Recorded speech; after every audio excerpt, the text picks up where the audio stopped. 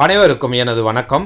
கடந்த வீடியோவில் பார்த்தோம், அதாவது 23/1/2024 பிஎஸ்சிஎல் ரீஃபண்ட் விஷயத்தை கவனிக்கக்கூடிய செபிக்கும் பிஎஸ்சிஎல் கமிட்டிக்கும் உச்சநீதிமன்றத்தால் ஒரு உத்தரவு பிறப்பிக்கப்பட்டிருந்தது. அந்த உத்தரவு எந்த வகையில்னாக்கா, இதுவரைக்கும் பிஎஸ்சிஎல் நிறுவனத்தினுடைய சொத்துக்கள் மூலமாக எந்த வகையில் வருமானத்தை நீங்கள் ஈட்டிருக்கீங்க, அந்த வருமானத்தை கொண்டு எவ்வளோ பேருக்கு பணத்தை கொடுத்துருக்கீங்க, எவ்வளோ பணம் கொடுத்துருக்கீங்க, மீதி பணம் எவ்வளோ பேர் கொடுக்கணும் அப்படின்ற தகவலையும் உங்களுடைய செலவினங்கள் குறித்தும் அறிக்கையை தாக்கல் பண்ணணும் உச்ச நீதிமன்றத்தில். அதனுடைய டேட் பார்த்தீங்கன்னா 13/2/2024 அன்னைக்கு சப்மிட் பண்ணணும்னு சொல்லியிருந்தாங்க.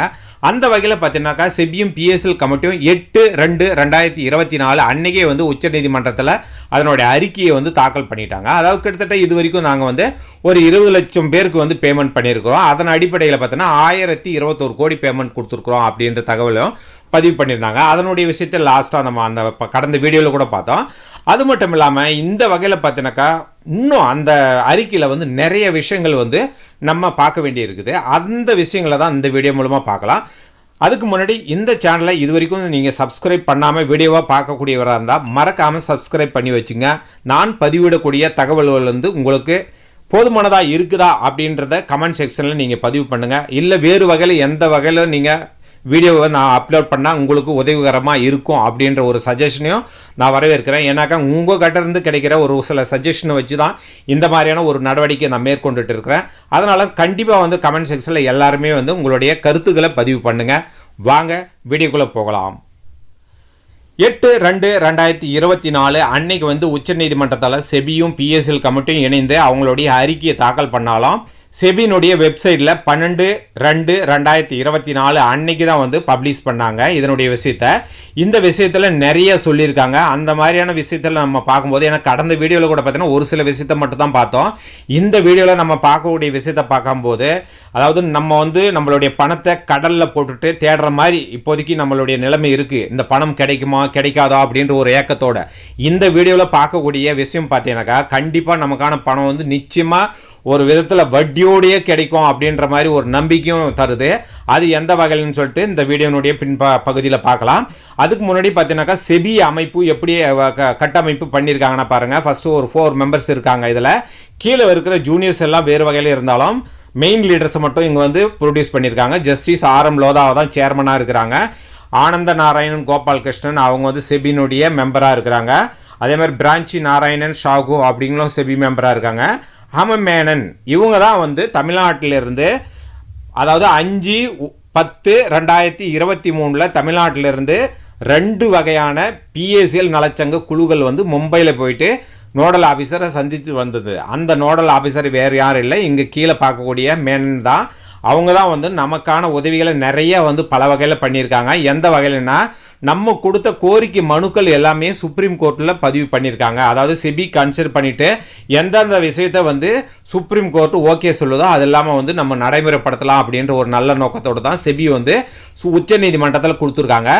இவங்க அனுமேன்னு சொன்ன விஷயம் என்னன்னாக்கா, நம்ம பிஎஸ்சிஎல் நலச்சங்கம் போகும்போது, அதாவது ஒரு சர்டிஃபிகேட் பாண்டை ஃபஸ்ட்டு பாண்டும் லாஸ்ட் பில்லும் கட்டினாக்கா எல்லா பில்லுக்கும் உரிய பணத்தை கொடுக்கணும். நீங்கள் பிஎஸ்சிஎல் நிறுவனம் அப்படி தான் பண்ணிட்டு இருந்தாங்க. நீங்கள் 2 டாக்குமெண்ட்டுக்கு மட்டும் தான் பணத்தை கொடுத்து இழுக்கடிக்கு பண்ணுறீங்க அப்படின்ட்டு ஒரு புகாரம் எழுப்பி இருந்தாங்க. அந்த புகாருக்கு அவங்க நோடல் ஆஃபீஸர் சொல்லும்போது உச்சநீதிமன்றம் எந்த வகையில் எங்களை இந்த ரீஃபண்ட் விஷயத்தை முன்னெடுக்க சொல்லியிருக்காங்களோ அதை தான் பண்ணிகிட்ருக்கோம். ஏன்னா உச்சநீதிமன்றம் எவ்வளோ டாக்குமெண்ட்டை அப்லோட் பண்ணுறாங்களோ அந்த டாக்குமெண்ட்டுக்கு மட்டும் பேமெண்ட் பண்ணுங்கள். ஏன்னா இந்த லேயிங், அதாவது தேங்கி இருக்கிற பணத்தை எல்லாமே ரெக்கவரி மூலமாக பண்ணி அந்த பணத்தை முதல்ல கொடுத்துடலாம். அப்புறம் சொத்துக்களை விற்று மீதி இருக்கிற ரீஃபண்ட் விஷயத்தை கவனிக்கலாம். அதனால் இந்த பணத்தை வங்கியிலையோ இல்லை ஃபிக்ஸட் டெபாசிட்டோ நிறுத்தி வைக்க வேண்டாம். ஏன்னா மக்கள் பாதிப்புன்றது பெரிய வகையில் இருக்கும். அதனால் இருக்கிற பணத்தை வச்சு டாக்குமெண்ட் எவ்வளோ அப்லோட் பண்ணிக்கிறாங்களோ அதுக்கு மட்டும் பேமெண்ட் பண்ணுங்க அப்படின்னு சொல்லிட்டு உச்சநீதிமன்றம் சொன்னதுனால தான் நாங்கள் இதை செஞ்சுருக்கிறோம் அப்படின்னு சொல்லிட்டு அனுமேனன் அவங்களும் சொல்லி நமக்கு ஒரு ஆறுதலை கொடுத்துருந்தாங்க.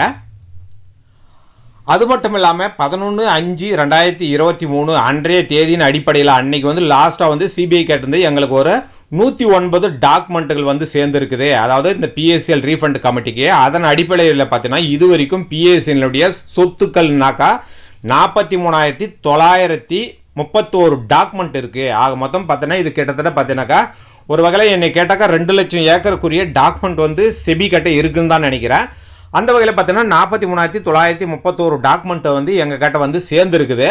அந்த டாக்குமெண்ட் எல்லாமே இங்கே பாருங்கள் தெளிவாக சொல்லியிருக்காங்க. டிஜிட்டலைஸ்ட், அதாவது டாக்குமெண்ட்டாக பேப்பர் வைஸாக இருக்கிறத வெப்சைட்டில் பதிவேற்றம் வேலை வந்து நடந்துட்டு இருக்கு அப்படின்றத தெளிவாக சொல்லியிருக்காங்க. வெப்சைட்டினுடைய அட்ரஸும் கொடுத்துருக்காங்க பாருங்கள், www.sebipslacquisition.com அப்படின்ற பகுதியிலையும் www.sebipslproperties.com அப்படின்ற பகுதியிலும் நாங்கள் வந்து டிஜிட்டலைஸ்டாக பண்ணிகிட்ருக்கோம். அதாவது அது மேலே ஒரு சில புகார்கள் இருக்கிறதுனால அந்த புகார்கள் எல்லாம் வந்து விசாரிக்கக்கூடிய விர்கினுடைய பார்வை கொண்டு போயிட்டு அது புகாரினுடைய தன்மை எவ்வாறு இருக்குதுன்னு கலந்து ஆலோசனை பண்ணிவிட்டு அந்த புகார் இல்லாத சொத்துக்களை வந்து டிஜிட்டலைஸ், அதாவது கணித முறையில் வந்து நாங்கள் பதிவேற்றம் செஞ்சுட்டு இருக்கிறோம் அப்படின்றதும் தகவல் சொல்லியிருக்காங்க. அதனுடைய டேட்டும் பாருங்கள் 11/5/2023. இப்போ லேட்டஸ்ட்டாக தான் கிட்டத்தட்ட ஒரு 8 மாதத்துக்கு முன்னே 109 டாக்குமெண்ட் சிபிஐ கிட்டேருந்து மறுபடியும் வந்திருக்குது. ஆக மொத்தம் பார்த்தீங்கன்னா இதுவும் ஒரு நல்ல விஷயம் தான். எனக்கா நம்ம பிஎஸ்சிஎல் நிறுவனத்தினுடைய சொத்துக்களை வந்து ஒவ்வொரு முறையும் வந்து அவங்க பதிவு பண்ணும்போது மொத்தமாக டேக்கப் பண்ணிட்டாங்க. பட் அதிலேருந்து நிறைய அப்ஜெக்ஷன் வந்ததுனால இப்போ வந்து அந்த சொத்துக்கள் எல்லாம் எடுத்து மறுபடியும் பரிசீலனை பண்ணி விர்கை வந்து விசாரிக்கிறாங்க. அந்த சொத்துக்கள் மீது எந்த வகையில் புகார் இருக்குதுன்னு விசாரிச்சுட்டு இந்த புகார் வந்து ஆதாரமற்றது அப்படின்னு தெரியக்கூடிய சொத்துக்களை மொத்தம் மறுபடியும் வந்து டிஜிட்டலைஸாக பண்ணிட்டு இருக்காங்க. ஆக மொத்தம் பாருங்கள் இந்த வேலையும் நடந்துட்டு இருக்குதுன்றத தெளிவாக சொல்லியிருக்காங்க இந்த அறிக்கையில். இந்த மாதிரி புகார் இல்லா சொத்துக்களை வந்து யாரு கிட்ட கொடுத்து நாங்கள் வந்து அதை டிஜிட்டலைஸ்டாக பண்ணிட்டு இருக்கோம்னா பாருங்கள், டிஎம்எஸ் அப்படின்னு சொல்லக்கூடிய stock holding corporation of India limited. இது வந்து மிக மிக செக்யூரான கம்பெனி, அதாவது செக்யூர்டாக இருக்கக்கூடிய ஒரு மிகப்பெரிய நிறுவனம்.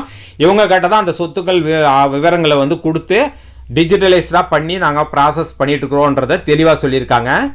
சொத்துக்கள் விற்பனை விஷயத்தில் பார்த்தீங்கன்னா 6/2/2020 ஒரு சொத்துக்கள், அதாவது கிட்டத்தட்ட ஒரு 28,000 சொத்துக்களை வந்து ஏலத்துக்கு அனௌன்ஸ் பண்ணியிருந்தாங்க. அந்த ஏலத்தில் பார்த்தீங்கன்னா நிறைய பேர் பங்கேற்றிருந்தாங்க. கிட்டத்தட்ட ஒரு 17 நிறுவனங்கள் பங்கேற்றிருந்தது உங்களுக்கு தெரியும். அந்த வகையில் பார்த்தீங்கன்னாக்கா இப்போ அந்த ஏலத்தில் சொல்லி இருக்கக்கூடிய விஷயம் என்னன்னாக்கா 4 ஜோனாக பிரித்தாங்க இந்தியாவை. நார்த்து, வெஸ்ட்டு, ஈஸ்ட்டு, சவுத்து அப்படின்னு சொல்லிட்டு ஒவ்வொரு ஜோன்லையும் 1000 கோடிக்கு மேலே கேட்கக்கூடிய நிறுவனங்கள் மட்டும்தான் இந்த ஏலத்தில் பங்கேற்கணும். அது மட்டும் இல்லாமல் இந்த ஏலத்தில் பங்கேற்கிறதுக்கு நீங்கள் 150 கோடி வந்து டெபாசிட் பண்ணணும் அப்படின்னு சொல்லியிருந்தாங்க. அந்த வகையில் பார்த்தீங்கன்னா ஒரு 17 நிறுவனம் முன் வந்தாங்க. அந்த 17 நிறுவனங்களில் கிட்டத்தட்ட ஒரு 5 நிறுவனம் நிராகரிக்கப்பட்டது. அவங்களுடைய பொருளாதார சூழ்நிலையோ இல்லை பிஎஸ்எல் நிறுவனத்தினுடைய டைப்பில் இருக்கிறதுனால என்னவோ தெரியல, 5 நிறுவனங்களை நிராகரிக்கப்பட்டு ஒரு 12 நிறுவனங்களை வந்து அவங்க செலக்ட் பண்ணாங்க. அந்த வகையில் சொத்துக்களை எப்படி விற்கலான்னு சொல்லிட்டு அவங்க வந்து 24/9/2021 சுப்ரீம் கோர்ட்டுக்கு ஒரு 2 வகையில் வந்து சஜஸ்ட் பண்ணியிருந்தாங்க. அதாவது ஒரு 1000 சொத்துக்கள் வந்து இப்போதைக்கு எங்கள் கிட்ட எந்த விதமான வில்லங்கம் இல்லாத சொத்துக்களாக இருக்குது. அந்த சொத்துக்களுடைய அடிப்படை விலை 3213 கோடி. இந்த 1000 சொத்து மட்டும் 3213 கோடி. இதை பல்க் வேல்யூவாக விற்கிறதுக்கு எங்களுக்கு பர்மிஷன் கொடுங்க. ரெண்டாவது வகையில் பார்த்தீங்கன்னாக்கா டிஸ்ட்ரிக்ட் வைஸ், அதாவது இந்தியாவில் இருக்கக்கூடிய 192 டிஸ்ட்ரிக்ட் வைஸாக வந்து ஒவ்வொரு டிஸ்ட்ரிக்டும் ஒவ்வொருத்தருக்கு ஏலம் கொடுக்கலாம். அதாவது பிஎஸ்எல் நிறுவனத்தினுடைய சொத்துக்கள் வகையில் பார்த்தீங்கன்னா இங்கே தமிழ்நாட்டிலே 14 டிஸ்ட்ரிக்டில் இருக்குது. அப்போ ஒவ்வொரு டிஸ்ட்ரிக்டும் ஒவ்வொருத்தருக்கு சொத்துக்களை வாங்கிறதுக்கு பர்மிஷன் கொடுக்கலாம் அப்படின்ற வகையில் 2 வகையில் வந்து ப்ரொபோசல் கேட்டிருந்தாங்க. அதுவும் பார்த்தீங்கன்னா இங்கே தெளிவாக சொல்லிட்டாங்க பாருங்கள். செகண்ட் பாயிண்டில் the aforesaid report is also pending consideration in this honourable court. இது வந்து இப்போ லேட்டஸ்ட்டாக சுப்ரீம் கோர்ட்டில் பதிவு பண்ணியிருக்கிற அறிக்கை. அது மேலே அடுத்து பார்த்தீங்கன்னாக்கா the matter was listed therefor on various date. However the reports of committee were not take up for consideration and the committee is currently awaiting orders of this honorable court on the above reports and various other applications. ஓகேங்களா, பல்வேறு தேதிகளில் உங்கள்கிட்ட இது சம்மந்தமாக வந்து அறிக்கை கொடுத்துருக்கோம். அந்த சொத்துக்களை 2 வகையில் விற்கலாம், இதுக்கு வந்து நீங்கள் பர்மிஷன் கொடுங்கன்னு நாங்கள் கேட்டிருந்தோம். அதாவது வெவ்வேறு அறிக்கையும் கொடுத்துருந்தோம், வெவ்வேறு தேதியிலும் கொடுத்துருந்தோம். இது வந்து உச்சநீதிமன்றத்தினுடைய அனுமதிக்காக காத்து இருக்கிறோம் அப்படின்றதும் மிக தெளிவாக சொல்லியிருக்காங்க. நான் முன்னே சொன்ன மாதிரி 6/2/2020 ஒரு 17 நிறுவனங்கள் வந்து ஏலத்தை கேட்டிருந்தாங்க. அந்த நிறுவனங்கள் எல்லாமே வந்து கிட்டத்தட்ட 1000 கோடி அளவுக்கு ஏலத்தை கேட்டு 150 கோடி முன்பணமாகவும் செலுத்தியிருந்தாங்க. அந்த வகையில் பார்த்தீங்கன்னாக்கா கிட்டத்தட்ட அந்த 17 நிறுவனத்தில் 5 நிறுவனம் வந்து கமிட்டியால் நிராகரிக்கப்பட்டு ஒரு 12 நிறுவனம் மட்டும் சுப்ரீம் கோர்ட்டினுடைய அனுமதிக்காக கொடுத்தாங்க, செபியும் பிஎஸ்எல் கமிட்டியும். அந்த 12 நிறுவனங்களுடைய லிஸ்ட்டை தான் இங்கே பார்க்குறீங்க. பாருங்க, கிட்டத்தட்ட இவங்களுடைய டீட்டெயில்ஸ் பாருங்க, 1000 கோடி மெயின்டைன் பண்ணி கிட்டத்தட்ட 1000 கோடி அளவுக்கு ஒரே ஒரு நிறுவனம் கூட பார்த்தீங்கன்னா கிட்டத்தட்ட ரிஸ் யுனைடெட் இன்ஃப்ராடெக் வந்து 4000 கோடி அளவுக்கு சொத்துக்களை கேட்டிருந்தாங்க. அந்த மாதிரி 1000 கோடிக்கு மேலே கேட்கப்பட்ட நிறுவனங்களுடைய நேமை தான் இங்கே வந்து லிஸ்ட் அவுட் பண்ணியிருக்காங்க. ஆக மொத்தம் பார்த்தீங்கன்னா இந்த 12 நிறுவனங்கள் கணக்கு போட்டால் கூட ஒரு 1000 கோடின்னு மினிமம் ஒரு 1000 கோடி கணக்கு போட்டுக்கினா கூட நமக்கான பணம் எவ்வளோ வருது? கிட்டத்தட்ட 12,000 கோடி அளவுக்கு வந்து இந்த சொத்துக்களை விற்கிறதுக்கு கமிட்டி தயார் நிலையில் வச்சுருக்காங்க அப்படின்றத இந்த தகவல் மூலமாக உங்களுக்கு நான் தெரியப்படுத்துகிறேன். PSL ரீஃபண்ட் விஷயத்தில் இப்போ லேட்டஸ்டாக நடந்திருக்கிறது என்னென்னக்கா, வரக்கூடிய அப்ஜெக்ஷன் எல்லாமே வந்து Shri RS Virk district judge retired அவர் தான் வந்து விசாரணை பண்ணிட்டு இருக்காரு. இந்த தேர்ட் பார்ட்டியில் கிட்டேருந்து வர அப்ஜெக்ஷன் எல்லாமே அப்படின்னு சொல்லிட்டு இங்கே பார்த்தீங்கன்னா அப்ஜெக்ஷன் விஷயத்தில் தெரியப்படுத்திருக்காங்க. எக்ஸ்பிரஷன் ஆஃப் இன்ட்ரெஸ்ட் அப்படின்னு சொல்லி நான் பார்த்தீங்கன்னாக்கா, அதாவது PSL நிறுவனத்தினுடைய சொத்துக்களை வாங்கறதுக்கு நிறைய உள்ள வந்துட்டே இருக்கிறாங்க. எல்லாமே அனலைஸ் பண்ணி இந்த சுப்ரீம் கோர்ட்டுக்கு நாங்கள் அனுப்பிட்டு தான் இருக்கிறோம் அப்படின்ற விஷயத்தையும் வந்து இங்கே தெரியப்படுத்தியிருக்காங்க. லாஸ்ட்டாக சொல்லியிருக்கிறது என்னென்னா, கம்ப்ளைண்ட்ஸ் ஃப்ரம் இன்வெஸ்ட் ப்ரொட்டோஸ்ட், அதாவது ஆல்ரெடி நம்ம வந்து முன்னாடி வீடியோவில் கூட பார்த்தோம். கிட்டத்தட்ட நவம்பர் 2023 ஜனவரி 24 அந்த 3 மாத காலகட்டத்திலே 10,672 புகார்கள் வந்து செபிக்கு வந்து அடைந்ததா அவங்க வந்து தெரிவித்திருக்காங்க. PSL நிறுவனம் மூடி 2014 கிட்டத்தட்ட 2023 அக்டோபர் வரைக்குமே இந்த விஷயம் நடந்ததில்லை. இது எப்படி நடந்துச்சுனாக்கா, தமிழ்நாட்டில் உள்ள போராட்ட குழு உள்கட்டமைப்பு அந்த வகையில் இருக்குது. எனக்கா விவசாய முன்னேற்ற கழகம் என சொல்லப்படுகிற ஒரு கட்சி, அதாவது நாமக்கல் மாவட்டம் மோகனூரை தலைமையிடமாக செயல்படக்கூடிய விவசாய முன்னேற்ற கழகம் தான் இதற்கான முன்னெடுப்பு பண்ணாங்க. அவங்களுக்கு வந்து மிக மிக நன்றியை தெரிவிச்சுக்கிறேன் PSL முதலீட்டாளர்கள் மற்றும் களப்பணியாளர்கள் சார்பாக. ஏன்னாக்கா பல்வேறு கட்டங்களாக நம்ம சென்னை செபி அலுவலகத்தை முற்றுகையீடு போராட்டம், காத்திருப்பு போராட்டம், உண்ணாவிரத போராட்டம் இப்படி நிறைய நடத்திட்டோம்.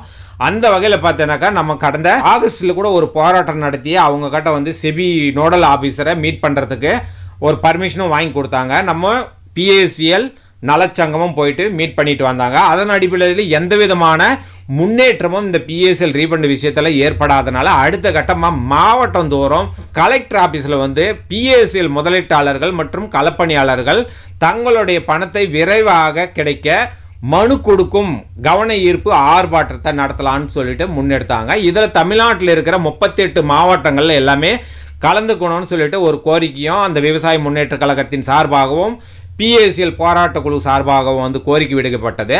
அந்த வகையில் கிட்டத்தட்ட 32 மாவட்டங்களில் வந்து எல்லோருமே வந்து மனு கொடுத்தோன்றது உங்களுக்கு நல்லா தெரியும். அந்த மனு எல்லாம் எங்கே போச்சுனாக்கா, கலெக்டர் ஆஃபீஸில் கொடுக்கப்பட்ட மனு எல்லாமே வந்து PM ஆஃபீஸ், அதாவது மாண்புமிகு பாரத பிரதமருடைய அலுவலகத்தை அட்ரஸ் பண்ணி தான் நம்ம வந்து மனு கொடுத்தோம். அவங்க எல்லா மனுவும் வந்து மாண்புமிகு பாரத பிரதமருடைய அலுவலகத்துக்கு அனுப்பின பிறகு இந்த விஷயத்தை என்ன மாதிரியான விஷயம் போயிட்டுருக்கு, ஏன் இவ்வளோ டிலே ஆகுது, அப்போது இந்த விஷயத்தை செபியும் PSL கமிட்டி தானே பார்க்குறாங்கன்னு சொல்லிட்டு இந்த மனுக்கள் எல்லாமே வந்து மும்பை செபி அலுவலகத்துக்கு அனுப்பி வச்சுட்டாங்க. அதாவது மத்திய அரசின் சார்பாக பெற்ற அனைத்து மனுக்களையும் வந்து மும்பை செபி ஆபீஸுக்கு அனுப்பி இதன் மீது உரிய நடவடிக்கை விரைந்து எடுக்கணும்னு சொல்லிட்டு அனுப்பியிருக்காங்க. இதுவும் பார்த்தீங்கன்னா நம்ம முதலீட்டாளர்களாக இருக்கக்கூடிய நமக்கு ஒரு சந்தோஷத்தை கொடுக்கக்கூடிய ஒரு செய்தியாக தான் இருக்குது. ஆன் த வே பார்த்தீங்கன்னாக்கா இப்போ நமக்கு வந்து ஒரு நல்ல ஒரு நியூஸ் கிடைச்சிருக்கு. இந்த 10,672 மனுக்கள் மீது ஒரு இந்த மாதிரியான புகார்கள் வந்த வண்ணம் இருக்குதுன்னு சொல்லிட்டு கண்டிப்பாக உச்ச நீதிமன்றத்துக்கு போயிருக்கோம். உச்ச நீதிமன்றமும் விரைந்து இதுக்கான ஒரு தீர்வை கண்டிப்பாக கொடுப்பாங்க. அடுத்த கட்டமாக பார்த்தீங்கன்னாக்கா இங்கே கீழே லாஸ்ட் வீடியோலேயே நம்ம பார்த்தோம். அதாவது அடுத்த கட்டமாக வே ஃபார்வேர்ட், அடுத்த நிலை என்ன அப்படின்னு இங்கே லாஸ்ட்டாக கொடுத்துருக்காங்க. அதில் பார்த்தீங்கன்னா 23/3/2023 நாங்கள் கொடுத்த அறிக்கையின் மீது இந்த உச்ச நீதிமன்றம் எந்த விதமான நடவடிக்கையும் இல்லாதனால நாங்கள் வெயிட் பண்ணிகிட்ருக்கோம். எதுக்காக? இந்த அறிக்கையின் மூலமாக நீங்கள் ஆர்டர் பண்ணிங்கன்னா அந்த சொத்துக்களை விற்று இன்வெஸ்டர்ஸுக்கு பணம் கொடுக்கறதுக்கு தயாராக இருக்கிறோம் அப்படின்ற விஷயத்தை தான். 2014 மூடப்பட்ட நிறுவனத்தினுடைய 3,85,000 ஏக்கர் சொத்து இன்னைக்கு விற்றா கூட கிட்டத்தட்ட 5 லட்சம் கோடி அளவுக்கு இருக்குது. ஆனால் எந்த இடத்துலையும் பெரிய அளவிலான சொத்தை விற்கல. ஒரு 113 சொத்தை ஒரு 89 கோடிக்கு விற்றுருக்கிறோம். அது ஃபர்ஸ்ட் ஹாஃபில் 2017 நடந்தது. அதுக்கடுத்து மாநில அரசுகளினுடைய அவசர தேவைக்காக ஒரு 19 கோடி ரூபாய்க்கு ஒரு 3 ஸ்டேட்டுக்கு தான், ஆக்சுவலாக பஞ்சாப், ஹரியானா, தமிழ்நாடு 3 ஸ்டேட்டுக்கு ஒரு 19 கோடிக்கு வித்து இருக்கிறோம் அப்படின்னு மட்டும் தான் பதிவு பண்ணியிருக்காங்க. வேறு ஏலம் கேட்ட யாருக்குமே வந்து சொத்து கொடுக்கல. ஏன்னாக்கா உச்சநீதிமன்றத்தினுடைய பார்வையில் போய் தான் அந்த சொத்துக்கள் விற்கலாமா வேணாமான்ட்டு ஒவ்வொரு நடவடிக்கையும் வருது. இந்த மாநில அரசுங்களுக்கு கொடுத்த சொத்துக்கள் கூட உச்சநீதிமன்றத்தினுடைய அனுமதியோடு தான் கொடுக்கப்பட்டிருக்கோம் அப்படின்றது நம்ம இது மூலமாக பார்க்கலாம். எனிவே அடுத்தடுத்த நகர்வுகள் வந்து நல்ல ஒரு நியூஸாக இருக்க போகுதுன்றது மட்டும் என்னால் நிச்சயமாக சொல்ல முடியும். மீண்டும் ஒரு நல்ல பதிவின் மூலம் உங்களை எல்லாம் சந்திக்கும் வரை நன்றி கூறிவிடுவேன்.